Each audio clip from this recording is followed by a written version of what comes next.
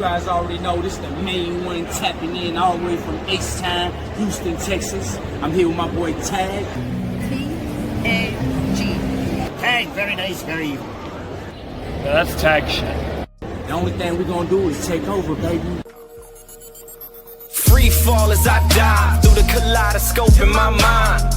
No rope up to climb. Gotta remind myself that I'm fine. Mama. What up, what up, what up, and what up? It's your boy ScooterRay, aka 2x2 belt Scoot, and I'm back with another NXT.A.G. Sorry for last week, there was some issues.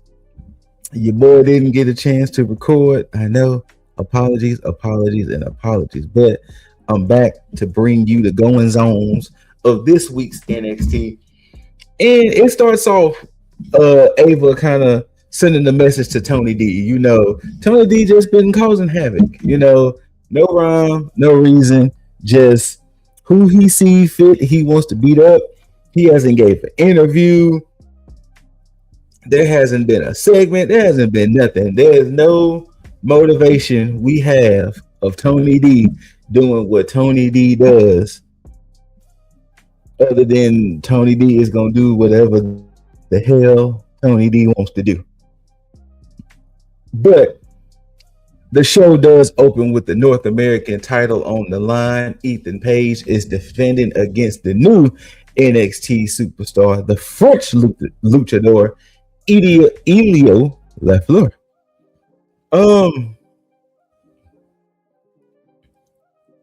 I was a little nervous for this fight.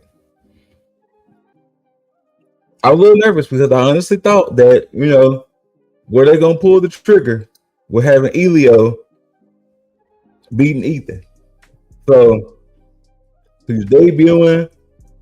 He had vignettes, all of that. So, I was a little nervous. But going into the match, funny enough, yeah, LaFleur got his offense in. Yeah, LaFleur did some things, but Ethan was really beating his ass most of that match.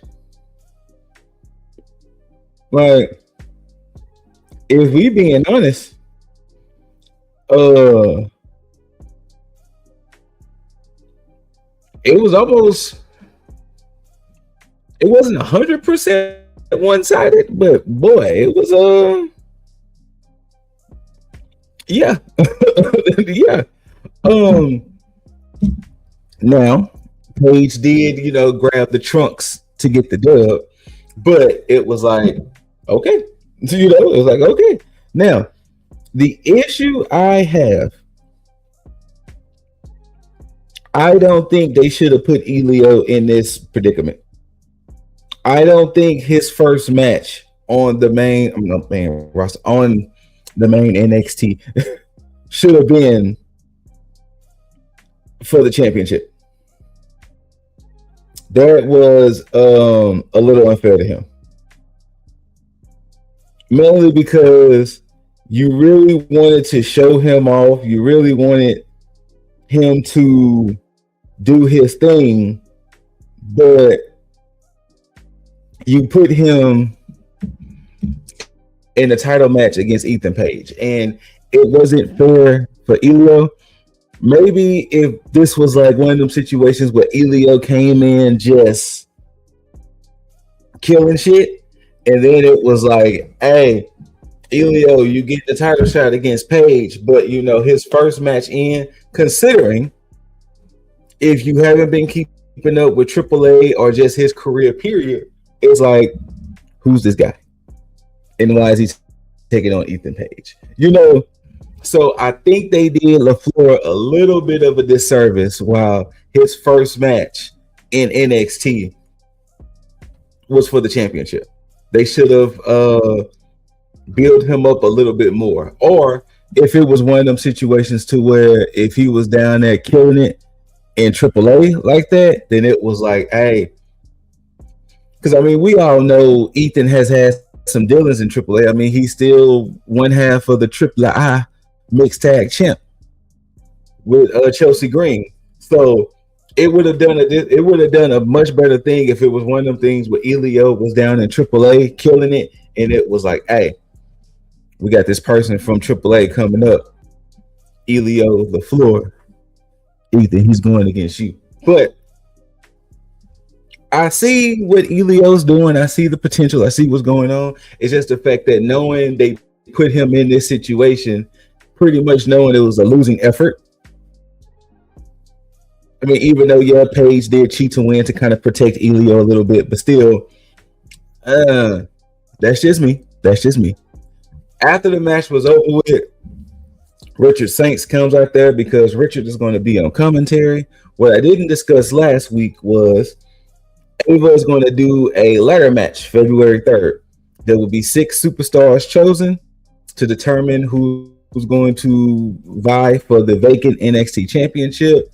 Per the end of the show, it was announced that Ricky automatically gets a bye. He's automatically in. So there will be 5 matches to determine. We're going to have 2 this week while Ricky is going to be on commentary. And so Ricky's coming out there. Him and Paige have a little face-to-face. And, Ricky kind of, Paige was like, hey, last time we was in this predicament, I put you on the shelf. Ricky was like, hey, baby, it's all good. Do what you go do your thing and go, go handle up, champ. He's trying to be like, hey, no hard feelings. It's all good type of energy. So before we get to that first match, we do get a Keanu Carver because, Keanu Carver made a big impact last week by just beating people up and this, that, and the third. Then they showed why him and Book have an issue, and that was on LFG. I can't remember if they was a clip from season 1, or season 2. Then they showed where he was leaving out of Shawn Michaels' office, upset about some things. So, yeah. Then we get to our first match with Richard Saints on commentary. It is Shiloh Hill taking on Josh Briggs. Now, Booker actually said something kind of interesting.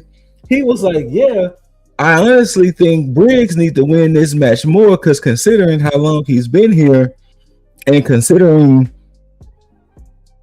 it kind of feels like, he's not really doing much, that he was like, if Briggs don't win this, then shoot, he might get fired type of energy. And it was like, wait, Book, do you know something we don't know type of energy? He was like, wait. That was just a strong thing to just kind of say out the blue like that, especially about Briggs. But to my surprise, Shiloh does get the dub. Shiloh does get the dub. And I was like, interesting. So as of now, Shiloh is joining Richard Saints in that ladder match to determine the new NXT champ. And after that, Tony D comes out there, beats up on both men, then dips. Then we get the Vanity Projects, Brad Baylor and Ricky Smokes, who, as a tag team, they was known as Swipe Right. I don't know if the name is going to continue, mainly because they just called them the Vanity Project, because it's all 3. Brad Baylor, Ricky Smokes, and the Evolved Men's Champion Jackson Drake. So I don't know for sure if Baylor and Smokes are going to keep the Swipe Right name when they're tagging together, because they was just simply known as Vanity Project. And Vanity Project is officially on NXT. I'm going to assume that pretty soon that Jackson Drake is going to lose that Evolve Championship, because since I haven't been tapped in with Evolve, I don't know necessarily who's next up. But Vanity Project is officially there, and they took on Chase Hughes, Uriah Connors, and Kale Dixon. Vanity Project gets the dub. There was moments where the Chase U fellas was, fighting back and doing some things, but for the most part, they get the dub. Yeah. We do get a segment of Ava talking to Robert Stone, and I think they was talking about the Tony D situation, and then Lola comes in and was like, hey, Izzy got that championship. I want it because, I beat Izzy, so I feel like I should be next up. Thea Hale comes in and she was like, "Look, I was literally just the champ," and Lola was like, "Barely." So Ava did announce on the February 3rd show, we're going to get a triple threat: Izzy Dane, Thea Hale, Lola Vice, women's North American Championship match. Then we get somewhat of a sit down interview with Keanu Carter, and he's pretty much like, "Dog, I'm only here so I don't get fined," on some Marshawn Lynch type thing. Then he's like, "Man, get me out of this," blah blah blah blah. So they definitely got Keanu as like this just ultra angry just guy. You know, I'm a buck authority. I just want to cause destruction and mayhem, do what I do, and dip. You can definitely tell that's the way they're gonna have Keanu. Then we get Jada Parker coming in, and she's pretty much getting emotional, thanking the fans, pretty much saying that, you know, the women who was, you know, around her same time, you know, doing it big, and pretty much, you know, it's time for her to really start doing it big too. The lights cut off. We get a spotlight shine on Blake Monroe, and Blake was like, "Look, the real star is right here." And pretty much, you know, Jada, shut up. So we definitely about to get this Jada Parker and Blake Monroe feud and match. I'm gonna maybe the February 3rd show, since it's already getting kind of hefty. Maybe that February 3rd show. I don't know. We'll see. Then we get a moment with Ava talking with Miles Bourne about, you know, his opportunity to be in the qualifying match.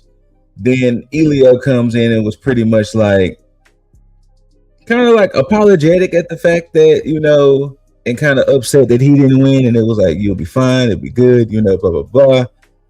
Then as Miles was kind of walking away, Saints walks up on Miles. Then Ethan walks up on Miles, and they're pretty much all like, you know, "Are you going to do what you need to do to get to the next level, Miles? Are you going to be the Miles that's just like, kind of like, oh, I'm just happy to be here, Miles," kind of energy. So, but Saints come back out because we have our next qualifying match. Sean Legacy, who's now officially NXT, versus Eli Knight, which I think he's still in Evolve. And pretty decent match. But I mean, if you've been keeping up with things, especially, they are pretty big on Super Sean Legacy. So Legacy gets the dub. Even though Eli does a pretty good, even though Eli has a pretty good showing, but come on. Super Sean Legacy. And plus, you also kind of need that little high flyer to kind of be in a ladder match just to do something potential crazy. Let's just face it. You know how it goes when it comes to ladder matches. Then we get a Cullen segment, which, you know, basically they were talking about, you know, being proud of Izzy and the fact that, you know, Izzy's done it. And Spears and Vance were basically they're going to pretty much let OTM and Dark State fight it out, tire themselves out, and pretty much whoever comes out on top, we're going to take the tag team titles from, kind of energy. Then Ava is with Tony D, and she's pretty much kind of trying to get some answers from him, and he's just silent, stoic, not saying the word. Kind of energy. Actually, no, I'm sorry. Rewind. So sorry. After Legacy won, Tony D attacks Legacy and Knight. He slams Legacy on the announce table, beats up Knight. Then Tony D gets arrested. And when he's getting, you know, taken out by the police, they're trying to get answers, and of course, super stoic. And then that's when OTM walks up on the backstage reporter and pretty much challenged Dark State for the tag team titles. Then we get a Dark State segment where Dark State is like, "Fam, OTM trying to come for the titles. If it wasn't for Joe Hendry, Dion would have and then pretty much, you know, they kind of saying the same thing of, you know, Dark State, we run the place, we're gonna show everybody we won things. Then it does get announced during the main event that OTM versus Dark State for the tag titles next week will go down. Now, before we get to the main event, let's see if I remember. Like I just mentioned, OTM versus Dark State for the tag titles. Keanu Carver versus Andre Chase for the ladder match qualifier. Dion Lennox is taking on Miles Bourne for the ladder match qualifier. And Joe Hendry is taking on Jackson Drake for the ladder match qualifier. So next week we will get our final 3 participants for that 6-man ladder match to happen on NXT February 3rd.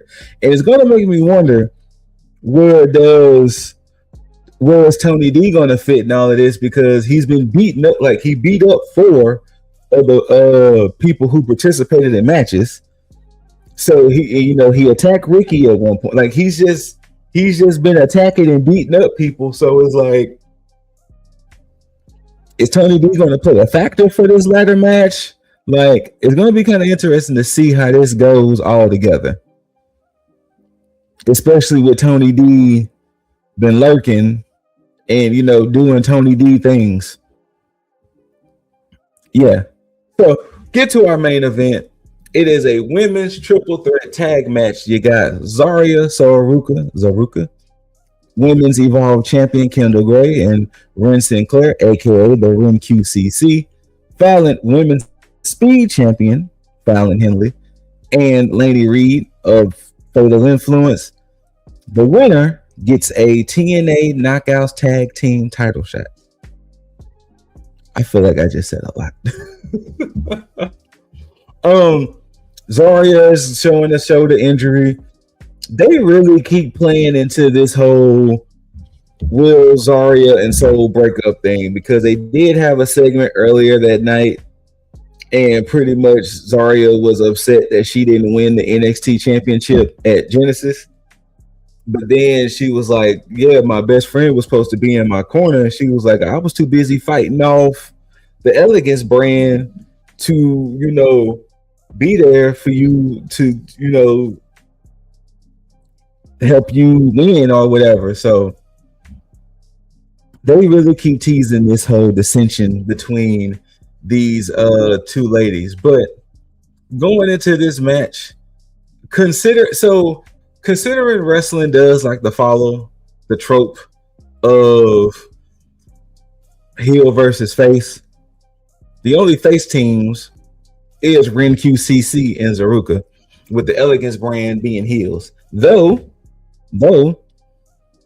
Fatal Influence could still go, because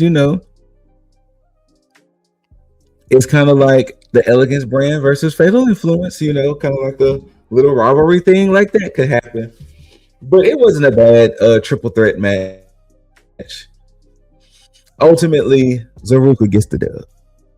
So I don't know when they're supposed to get their title shot, but it seems like it's happening soon. That would be crazy if Zaruka win those belts, because then it's like, damn, are the Hardys going to truly be the only TNA talent to truly win TNA Gold? Like, that's going to be kind of like crazy that's the way it's looking at the moment. That's if Zaruka beats the Elegance brand. And considering the Elegance brand just got those belts. Like, they literally just got those belts. So, I don't know, Tag Nation. We shall see. But pretty much that was NXT as a whole. We're building towards that February 3rd show, where, like I said, we're getting the ladder match to determine a new NXT champion. It was announced that we're going to get I just forgot all 3 ladies' names. Thea Hale, Izzy Dame, and Lola Vice for the women's North American title. I'm pretty sure we're probably going to end up getting Jada versus Blake. And whatever else happens on that show, because there's only 2 matches announced so far for that show. So I wouldn't be surprised if something happens between Jada and Blake next week that's going to cause them to have that match on the show. And once again, You still got Tony D, even though he got arrested, he's looming and doing Tony D things. And it's getting closer and closer to, like I predicted, Miles Bourne and Ethan Page. I'm just saying, I said it long ago that Miles Bourne was going to be the one that was going to take that belt off of Ethan Page. And I'm only assuming they're delaying it because I'm going to assume that really once Ethan Page loses that belt, he's probably going to get called up. So they're probably trying to wait till some storylines kind of clear up a little bit and see where Ethan Page can truly be slotted into the main roster without it just being a call up for the sake of a call up. That's my like only guess at this point. But yeah, that was NXT for the week. And once again, apologies for not being able to bring you this last week, but hey, we're here. We're back. And hopefully don't plan on going nowhere. You know what I'm saying? And until next time, Tag Nation, whether you love it or hate it, don't forget to rate it thumbs up, thumbs down, like, share, comment, tag that subscribe button if you hadn't. Tag that notification bell so you can be notified when we post videos. Shout outs to all the tag brethrens, Lil Dizzle, Jaeger Bombastic, Juggernaut, and Leo. And thank y'all most importantly. And you know, love yourself, love one another, take care of yourself, and take care of one another. Until next time, you beautiful, beautiful people out there, don't forget to tag out. Peace. Free fall as I dive through the kaleidoscope in my mind. No rope up to climb. Gotta remind myself that I'm fine. Mama.